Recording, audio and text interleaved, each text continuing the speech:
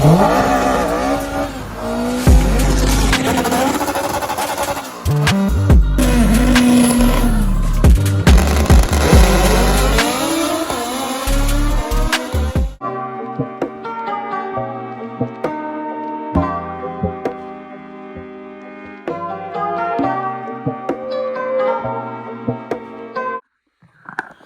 up, guys? It's Eggie here. We're back in the garage.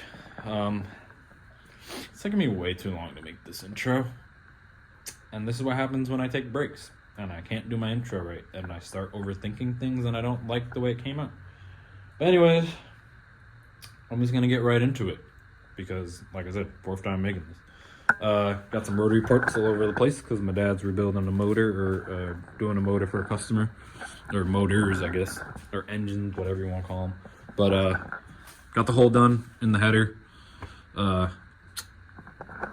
Hole done in the header. Got the hole done on the hood so the header can go through. Don't know what I'm talking about. But so I got that done. Forgot that was gonna slide down, but slides right through like butter. And so yeah, I don't know, should be alright. But anyways, got that done just because it gives me a little better peace of mind knowing that the hood's shut when I'm not in here, just because it's been sitting like that for a while and I don't want it to. Actually, I have the actual hood prop, but it flexes the hood and I don't want the flex and any of that because that's what happened with the back, with the hatch. I had it on a hydraulic prop and it freaking, you know. But anyways, got that done, and I don't know why I walked away because I had another thing to show you over there. So I just had the biggest brain fart because I couldn't think of the word overflow, and I also learned another word called bandwidth. That means, it's really for the internet, but I guess other people used it for how much mental data they can take, and I think my mental data is maxing out because I can't think of anything. But I got our water overflow in, ended up, running it real nice next to the return hose for the fuel and getting it zip tied onto this water hose and then zip tied here, and it's all nice and out of the way from the mechanism. Got our DP part scatter shield installed. Ended up having to grind it a hair right here because it was hitting on our slave cylinder. So I got that done. I just got to tighten it up. And then I was also able to do nothing else. I don't know what I was going to tell you because I was just about to lie, because there was nothing else that I did. But my plan is to take this off and swap it out for mine, because I have an Aeromotive one. Even though that one's obviously working fine, but I'd rather use my Aeromotive one because that one's Xavi's and he's putting his motor together now. So he let me borrow that because I couldn't find the plate to my Aeromotive one, and my Aeromotive one's right here. But I think I'm going to take it to work with me because I'm just missing some tools that I need to take this one apart, because the diaphragm for this one is in that one. So my plan is to just take that one off, probably take it to work with me and swap it all out or whatever. If you notice, the fuel pressure regulator on there had a fuel gauge, pressure gauge on it. So my plan is to put this AM one that I ordered on there so I could see it on the fuel tech. My harness is already set up for it. Told Wireware that's what I wanted, so that's what we got. Got that there. So I'll probably take this to work with me too, so I can just put it on at work, come back, and bam, install it. Also got some new lug nuts for the car because frankly, the ones that I'm using, or that were on here, even though the car never really moved on them, they just felt kind of cheap to me, and the weight, it shouldn't be this light. It just feels weak. It doesn't feel right. They come off the stud weird, and I don't like it. So shout out to Nate Hamilton, pro drifter. I was looking at watching one of his YouTube videos, and I noticed the lug nuts that he was using, and I happened to see the brand on them, and they're called Mutekis, and he's got some weight to them. Like, if you chuck this at somebody's head, it'll hurt for sure. I mean, versus this one, I mean, like, this probably hurt too, but I feel like this one packs some more punch. And I think you should be chucking these at anybody's head, but I like these a lot better, so I ordered these. And it also comes with like a nice little socket for them, so that's nice too. But I ordered those. I feel a lot more comfortable with them versus spending money on some other lug nuts that I was about to buy.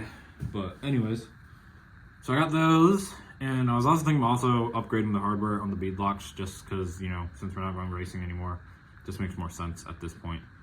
And yeah, but I'm gonna take that regulator off real quick, and I will be right back. Oh, I forgot too. You also gotta take the water out of the car because it's getting cold, and your boy don't got money to be buying a new block and new head because the water expanded from freezing and bam. Yeah, so we're not doing that. So I'm taking the water out now. Just run the pump and let it shoot out of the radiator.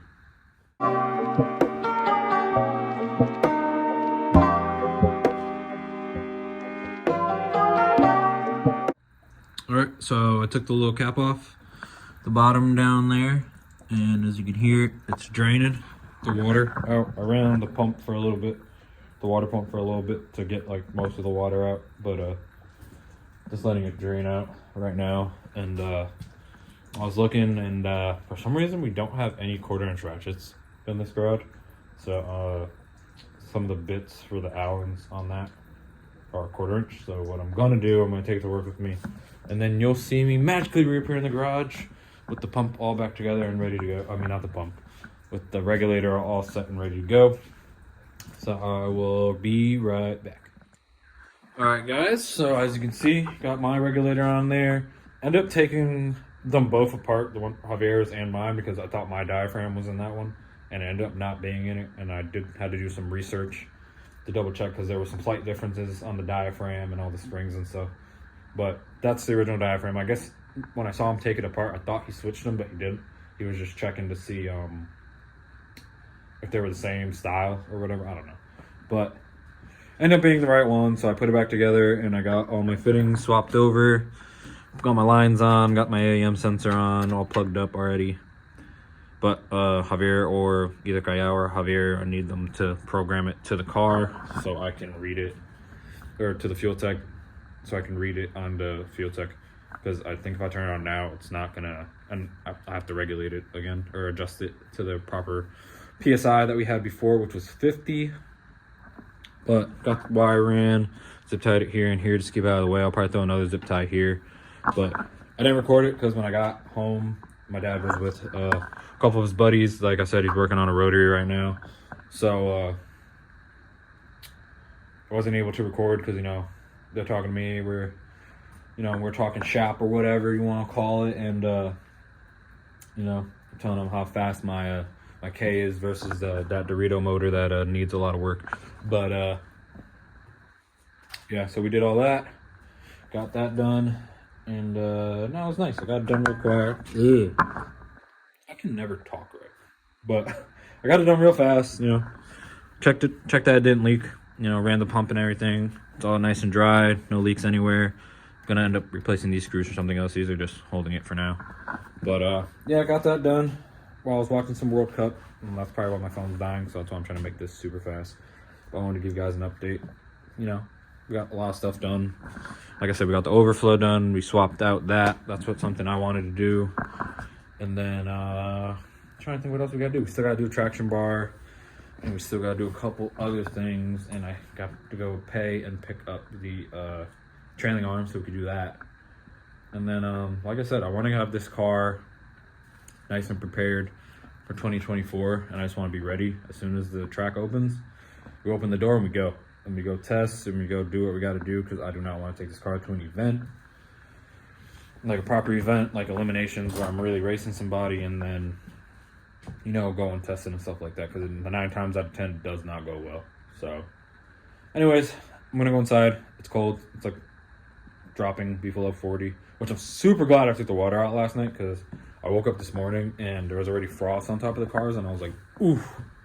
If the water was probably still in the car, I probably would have froze up a little bit. Maybe not. Probably would have took a little, probably has to drop a lot lower for it to freeze, but still, I was just like, nah, I'm just glad I did it yesterday. But anyways, like I said, I'm gonna go now, and I'll see you guys next video, which will probably be in a couple days. Also forgot, so Noel sends me a picture. He FaceTimes me and he goes, "Hey, what's the name of your car again?" And I'm like, "El Kuco." And he's like, "How you spell it?" And I'm like, Kuko. And he's like, "Ooh, you might be a little mad about something." I'm like, "What's that?" sends me a picture of a black DA, which I'm going to put right here, since I'm putting my hands like this, with the same name, but spelled Kuco. Now, this car's been named El Kuco since 2018. Even the car that was supposed to be the real El Kuco, which was an Eggie coupe, but that car ended up being a total rot box, and I ended up getting this car for a steal, which I'm glad I'd rather have this car anyways. But anyways, so even before that, it was probably like 2017, late 2017, I don't know. But I'm like, man, I'm not even mad because it's a name. At the end of the day, this car's original. That name's not original. I got it from my dad's old car before I was born, because his car was named Little Eggie. But before I was born, it was called El Kuco. So that's where I got the name from, and I wanted to keep it going. But I was like, it's a black turbo DA, which is like the complete opposite of my car, which is white and all motor. So I'm like, man, let me hit this. Let me see if someone knows who he is. A couple people hit me up. They said they might know who he is, but they got to find his Instagram. But I was like, that'd be a cool car. I was like, cool car. It is a cool car. I think it's a cool car. But I was like, I think that'd be a good race. So, I'm calling him out. I want some grudge race. I want a grudge race. So, if anybody knows this guy, no, in personal, I'm not talking my ish. This car don't run yet, but most definitely want to run, no matter what. I don't care what class you run. Probably a 1050 car. Could be a 1050 car or 1150. It looks like it's full weight. Most definitely probably not gutted as much as this car, but we'll figure it out. I want to run. Talking a little spicy right now. I don't know, but I'm starting to mumble again. So, but if anybody knows who he is, let me know down in the comments, or even if he watches. I don't know if he watches, but you know what I mean. I think it'll be cool. 2024. Let's set it up. Me and you. El Kuco versus El Kuco. All motor versus turbo. Let's do it.